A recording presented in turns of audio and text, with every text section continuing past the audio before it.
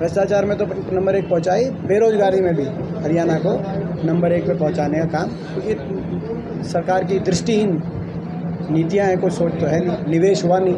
नया काम तो छोड़ो आप, पुराने प्रोजेक्ट्स, हमारी सरकार के मंजूर शुदा प्रोजेक्ट्स, डिफेंस यूनिवर्सिटी का क्या हुआ, मैं सरकार से पूछना चाहता हूँ। आज तक डिफेंस यूनिवर्सिटी पे 8 साल 8.5 साल के बाद भी कार्य क्यों पूरा नहीं हुआ। मैं सरकार से पूछना चाहता हूँ, जो एम्स बाड़सा है उसके अंदर 11 और राष्ट्रीय संस्थान आने थे, नेशनल कैंसर इंस्टीट्यूट बन गया उस समय, और उसका तो फाउंडेशन डॉक्टर मनमोहन सिंह जी ने रखा था, लेकिन उसके बाद यहीं पे national heart institute, heart and cardiovascular institute, national geriatrics institute, national infectious disease institute, ये सारे यहाँ पे आने थे, उनका क्या हुआ।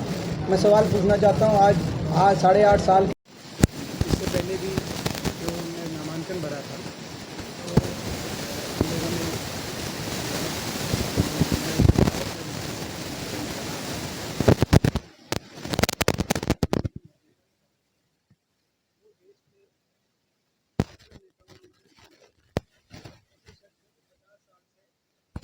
आवाज़ उठाने का काम उन्होंने किया है।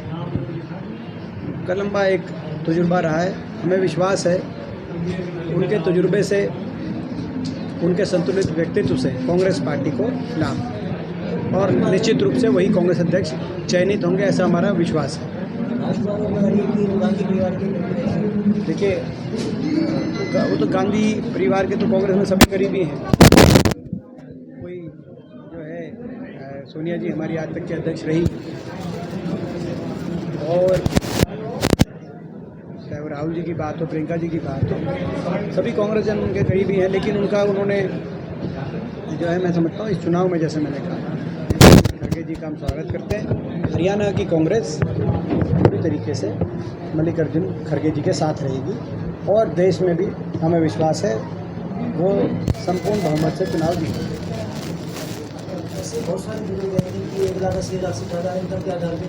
बड़े दुख की बात है, ये एक ऐसी सरकार आई है जिसने 5,000 बुढ़ापा पेंशन का स्वप्न दिखाया, वो भी 3 साल पहले, और आज 2,500 पे पहुंची है, और लाखों बुजुर्गों की पेंशन काटने का काम हुआ। अलग अलग टेक्निकल कारण बताए गए, चाहे वो 1,80,000 की आय की बात रही हो, चाहे बहुत से ऐसे मामले भी सामने आए हैं जिसमें जीवित बुजुर्गों को मृतक दिखा दिया कागजों में। ये एक उदाहरण हरियाणा में ही देखने को मिला है, और बड़े बुजुर्गों को भी धरने पे बैठना पड़ा, छोटे बच्चों से लेकर बड़े बुजुर्गों को धरने पे बैठना पड़ा। ये खट्टर सरकार की कार्यशैली दर्शाता है। असंवेदनशील सरकार, इनको लोगों से कोई लेना देना नहीं है, ना कोई संवेदनशीलता से चलने में विश्वास रखते हैं। किसान आंदोलन में बैठे रहे 1 साल तक, इनको कोई परवाह नहीं रही। ये अपने अहंकार में, सत्ता के घमंड में जनता को लूटने में लगे हुए हैं। आज भ्रष्टाचार के रिकॉर्ड कायम किए जा रहे हैं हरियाणा में। आपस में जेजेपी ज़्यादा लूटेगी कि बीजेपी के मंत्री ज़्यादा लूट रहे हैं कि जेजेपी के मंत्री ज़्यादा लूट रहे हैं, ये प्रतिस्पर्धा इस प्रदेश में है। और इस प्रतिस्पर्धा ने लूट में तो हरियाणा नंबर 1 पहुँचाई। हरियाणा 8 साल में लोकसभा चुनाव आ जाएगा, तो क्या मनेठी के एम्स का क्या हुआ, आज कहाँ गया, उस पर धरातल पे वो क्यों नहीं उतर पाए ये प्रोजेक्ट्स। तो यानी कि सरकार की कोई सोच नहीं है। मैं पूछना चाहता हूँ, मेट्रो आगे क्यों नहीं बढ़ी किसी भी दिशा में? ना तो बहादुरगढ़ की मेट्रो पूर्व की तरफ आगे बढ़ी, सांपला रोहतक की तरफ, ना ही उत्तर दिशा में सोनीपत तक मेट्रो पहुंची, ना बल्लभगढ़ की मेट्रो पलवल की तरफ आगे बढ़ी, और ना गुड़गांव की मेट्रो मानेसर की तरफ। सही कह रहे हैं, बिल्कुल सही बात है। और वो ये, हाँ, अब मैं बताता हूँ आपको, ये आप इस बात को आप देखो, गुड़गांव कैसे पिछड़ा है। 3 उदाहरण मैं दूंगा।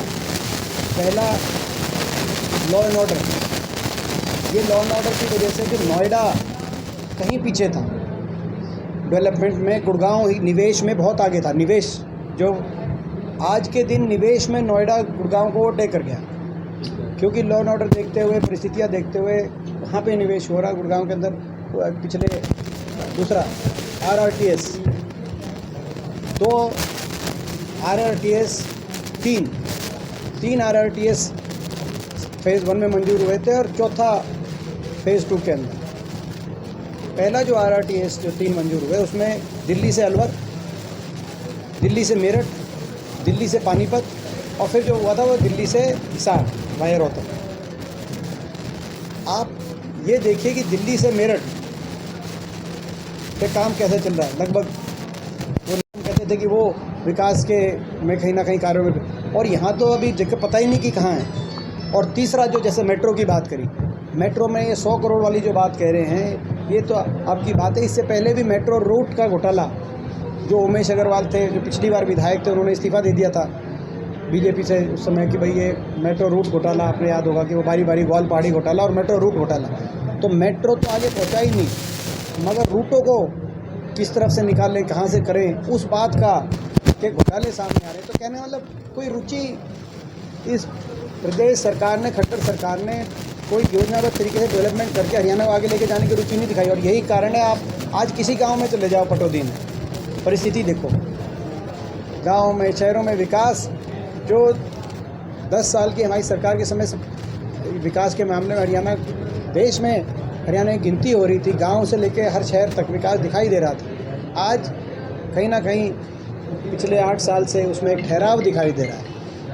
एक और उदाहरण विकास का, ये तो मैं गुड़गांव के उदाहरण दे दी कि गुड़गांव कैसे सुधर गया, नोएडा कैसे आ गया। एक और आप विकास के मामले में देखो, चुनाव आप प्रेस कॉन्फ्रेंस कुछ करेंगे, कितना लेट चुनाव हो रहा है पंचायतों का। ये तो बिल्कुल एक तरीके से लोकसभा चुनाव के 1 साल पहले ही चुनाव, अगर नवंबर में बता रहे हैं कि होगा, तो 1 सवा साल पहले चुनाव इन्होंने कर दिया चुनाव का। तो ये आपके सामने